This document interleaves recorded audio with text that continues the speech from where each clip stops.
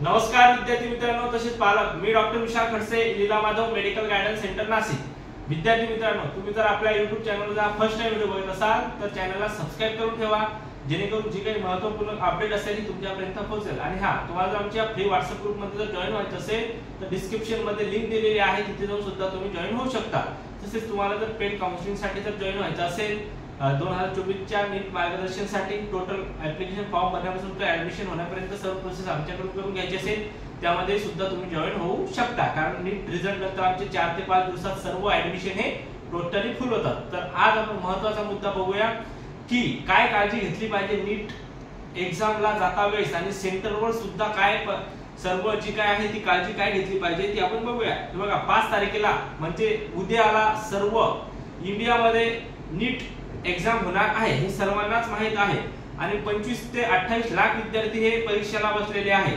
तर परीक्षेला जाताना तयारी काय ठेवायला पाहिजे की तुमचं प्रवेश पत्र म्हणजे जे काही ऍडमिट कार्ड असेल ते सुद्धा तुमच्या जवळ पाहिजे, प्लस त्यावरती तुमचा पासपोर्ट साइज फोटो असावा, हे कंपल्सरी आहे। प्रवेश पत्रावर दुसऱ्या पानावर पोस्ट कार्ड जो मोठ्या साइजचा फोटो आहे तो सुद्धा तुमच्या जवळ असायला पाहिजे, त्याच्यावर लावलेला पाहिजे। 2 ते 3 पासपोर्ट साइज फोटो सुद्धा तुमच्या सोबत ठेवा। एक फोटो हजेरी पत्रकावर अटेंडन्स शीट चिटकवल्या जाईल, तसेच पोस्टकार्ड साइज फोटो पण सोबत ठेवावे लागतील।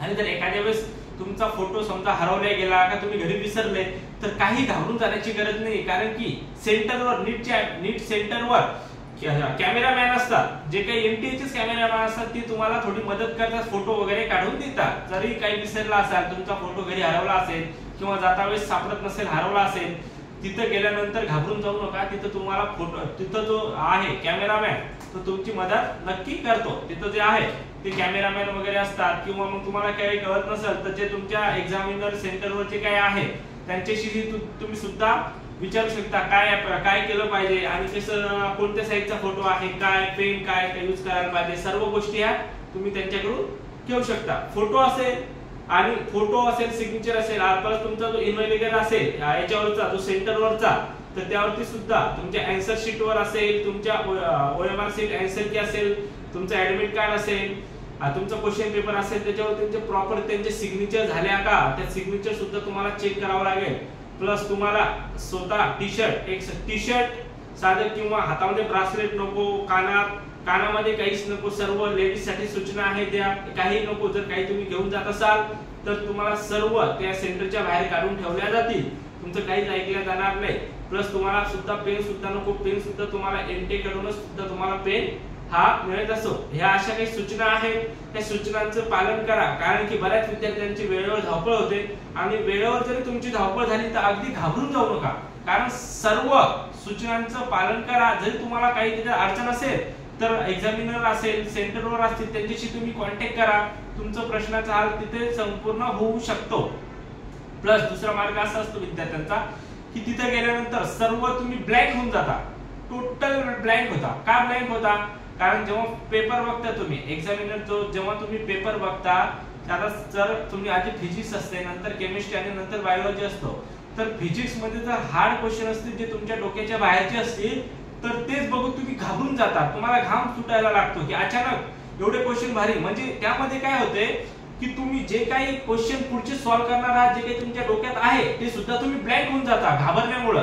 तर आधी फिजिक्स आणि केमिस्ट्री याला बघूच नका, जे काही आधी इझी आहे बायोलॉजी आहे, बॉटनी आणि झुलॉजी याला सॉल्व्ह करा टोटल, नंतर केमिस्ट्री घ्या आणि नंतर टाइम मिळाला तर नंतर मग फिजिक्स घ्या। फिजिक्स नंतर जेवढे फिजिक्स, कारण फिजिक्स टफ असतो, मॅक्सिमम विद्यार्थ्यांना फिजिक्स टफ आणि अवघड असतो, त्याच्यामुळे विद्यार्थी घाबरून जातात। त्याच्यामुळे सर्वात आधी टेक्निक काय करायची, बायो घ्या, नंतर केमिस्ट्री घ्या, नंतर फिजिक्स घ्या। या पद्धतीने तुम्ही हे काय आहे या पद्धतीने तुम्ही तुमची परीक्षा ही चांगल्या परीने आणि चांगला स्कोर करू शकता।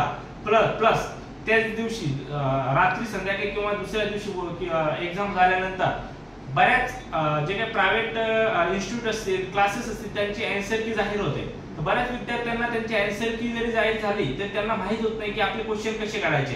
तुम्ही जोही क्वेश्चन अटेम्प्ट करत असाल आणि जे काही 4 आन्सर असतील, 4 आन्सर मधून क्वेश्चन पेपरवर तसं तर अलाउड नाहीये की टिक मार्क करायला पाहिजे, क्वेश्चन पेपरवर अजिबात अलाउड नाहीये, तरी सुद्धा तुम्ही छोटासा तुमच्या ओळखीसाठी थोडासा डॉट, जोही तुम्ही आन्सर केलं त्याला डॉट असं थोडं देऊ शकता, कारण तो जो काही क्वेश्चन पेपर आहे घरी येऊन तुम्ही चेक करू शकता प्रायव्हेट आन्सर की नुसार, अशी एवढी आजची सूचना आहे.